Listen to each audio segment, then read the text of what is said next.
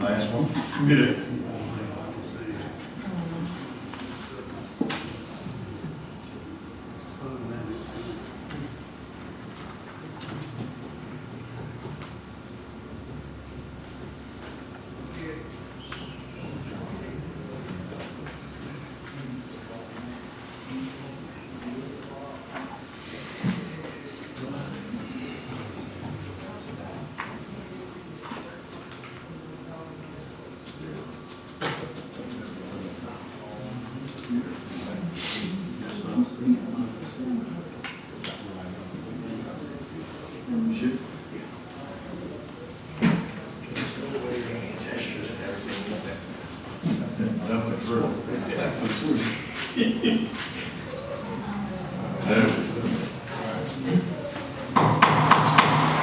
This time I'd like to call to order the West Baptist Parish Fire Protection District Number 1 Board of Commissioners, the regular meeting, the January 22nd, 2026.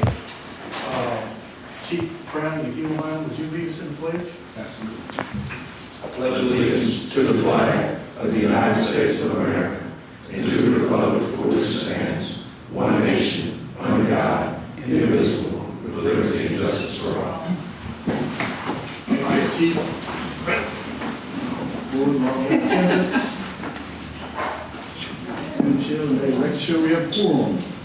Item 4, consider any amendments to the agenda, and we have one. Moving item 5, approval of minutes. Consider adoption of minutes from the special meeting of October 28, 2025, and the regular meeting of October 23rd, 2025. Have a motion by Mr. Crowley, second by Mr. Lane to approve the minutes. Open machine to vote for approval.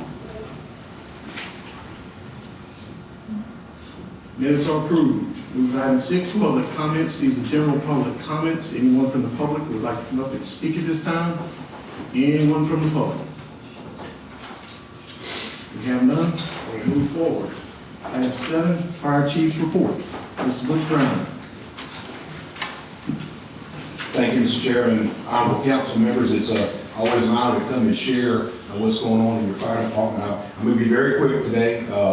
What I do want to do, I think Michelle possibly has my presentation. I just wanted to give you, we're working on a full annual report of the department. There's a lot of great things to talk about. But I just wanted to kind of hit some highlights and let you know what happened in 2025 as far as the calls for service and some of our bigger initiatives. So again, I could not be more prouder of what the folks are doing in this department every day they answer the call. And when you see this little highlight, you'll understand exactly how busy our firefighters and medics are every day in this parish. Truly, we're looking like big cities with our call volume and the things that we're doing. And if you see what's going on, I think you probably see we're a lot more busy than we ever have been. So next slide, please. So in 2025, we had 4,342 emergency responses in the parish. Now that equates to about 12 calls a day. I mean, that is tremendous. I mean, that is literally all day long. And of course, in some cases, it may be an hour or 2 or 3 that nothing happens in the parish. And just like today, we had 4 calls at one time all over the parish. It is really, truly busy. And it's attributed a lot to the commerce that's going on here, our traffic, the activities in this parish. As we see more growth, you're going to see more calls for the fire and EMS services. The interesting thing was, in 2024, we ran 2,636 calls. So we had a 110% increase in our calls for service in 2025. That is an astonishing number. And I think as I look back in the short period that I've been here, I certainly appreciate you all's vision to complete the consolidation and make this department as best as it can be within the budget that we have. Because truly, over 4,000 calls is a lot for us to do. Next slide, please. I want to talk about our EMS system, which, in my opinion, is award-winning, is an A+. It is a game changer for what we're doing in this parish in saving people's lives and giving them the best that we can give them. We transported over 2,000 people to emergency rooms. 2,000 people. 85% of these people are parish residents. So people who live in this parish are being cared for in the quickest manner with the best level of care that we can, the fire department, get there. Yeah, I'm very proud of that, and it just speaks volumes to the vision and the things that we're trying to build. So basically about 6 people a day that we're taking to the hospital in our ambulances. You know, we don't have the out-of-pocket expense, which I think is a great benefit. That number is about $250,000 that parish residents would have had to pay had they had to use a third party or private service. The other interesting thing, and I think it's a testament to not only the way we budgeted and we predicted and planned and the great plan that's put in all this, we're very concerned about budget. And as you all know, budget is very, very important. We brought in over $1.3 million in ambulance revenues.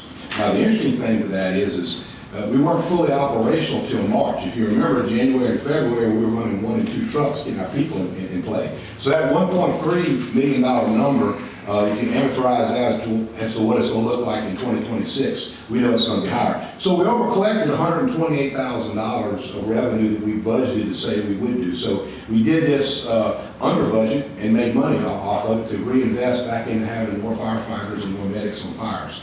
And that's probably the biggest value is, you know, we probably had about 10 structure fires in 2025 where our ambulance crews got there real early in a really good timely fashion and supplemented the firefight needs of this parish. So again, we provided people with a much better level of service with no increase in taxes, and in fact, saving people out of pocket money. So I'm very, very proud of that.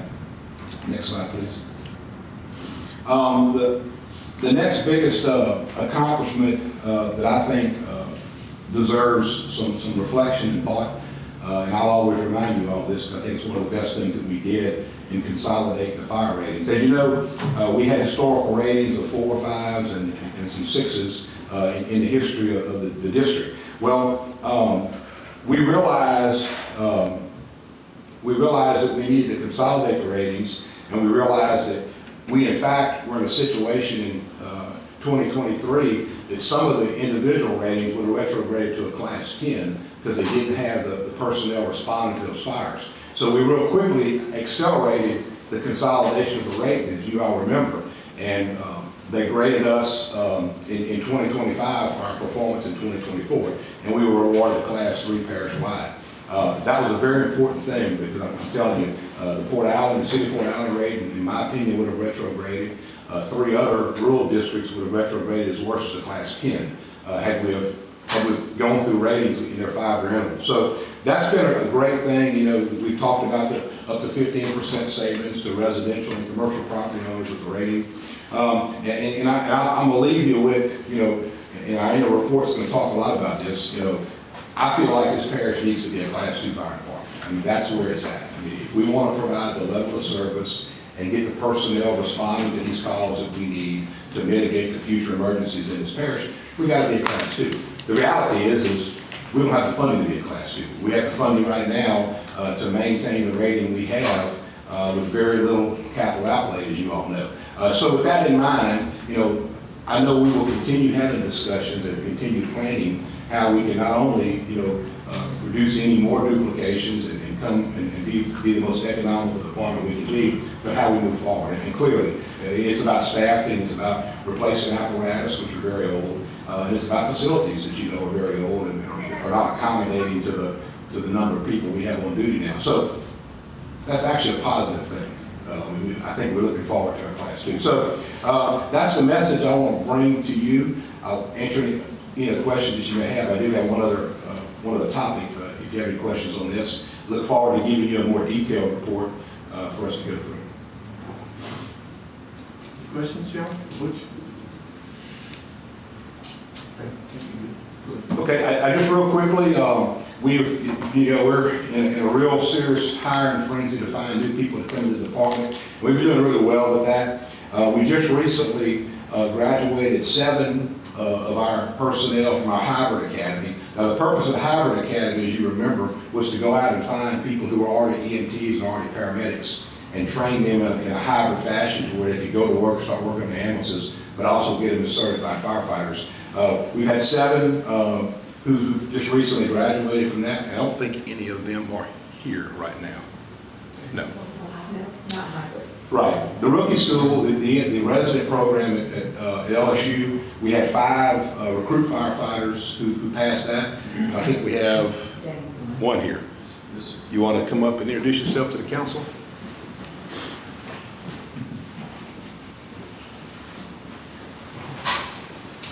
Nice to meet you all. I'm Danny Wallman, one of the new rookies from Thank you. And I say this for last because it's, in my opinion, it's one of the rising stars here in the fire department.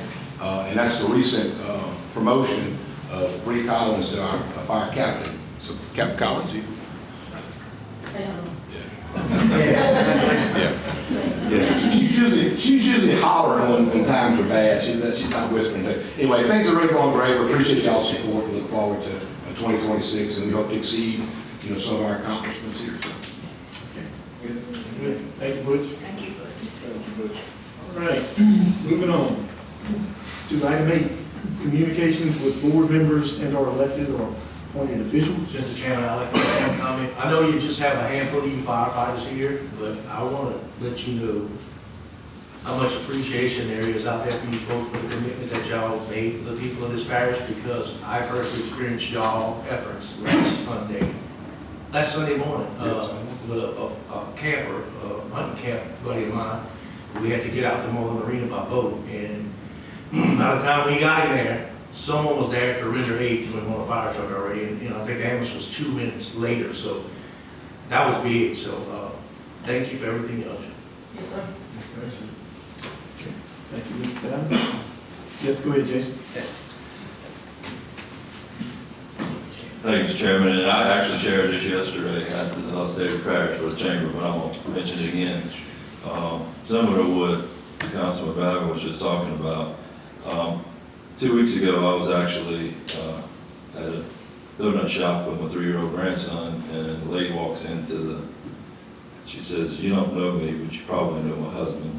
And of course, I'm not going to share any names for HIPAA reasons, but I did know her husband. And she says, "I have a child that has asthma, and the child's been transported 3 times within the last few months with asthma the first 2 times." She says, this last time we used the local fire department to transport my daughter. We had paid $4,000 the previous 2 out-of-pocket expenses, and it cost us nothing.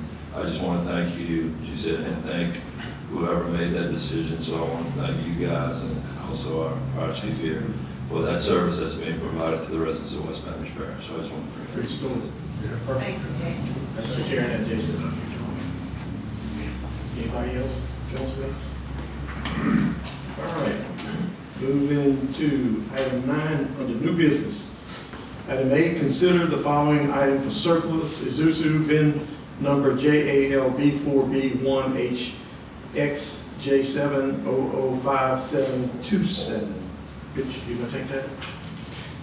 Yeah, I actually have a personal relationship with this truck.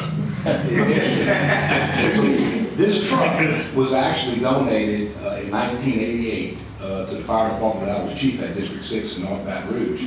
And we used it for years. I left when I was fire chief in Gonzales, and I guess I lost track of the truck. But when I get here, we find the truck at the Rose Hill Outline Station. It's an older truck. It's really in not as good a shape as it was in. But we got the donation to get that truck donated to District 6 in 1988. So it's kind of, I hate getting rid of it because I mean, something I want to maybe park in my backyard. But it's seen its time. I think the idea, maybe it was Irwinville when they were still an independent department, had gotten it donated to them, and that's how it came in. So there's no money involved. In fact, the surplus enough would generate some revenue back for the district. So, but anyway, but I say get rid of it. Okay, thank you, good story. All right. I have a motion currently by Mr. Lang, second by Mr. Joseph, to go ahead and approve this surplus item. There's no other discussion amongst the council. I'm open machines, vote for approval. That motion passed. Move into item 10, reappoint governmental authority civil service board member. A, current board member Aaron Daigle. Term expires January 22nd, 2026. Mr. Bowden? Make a motion to renominate Mr. Aaron Daigle? Okay. Any other nominations? All right, guess not. So we have a motion, Mr. Babin, second by Mr. Gordon, to go ahead and reappoint Mr. Aaron Daigle to Civil Service Board. There's no discussion. I'm open machines, vote for approval.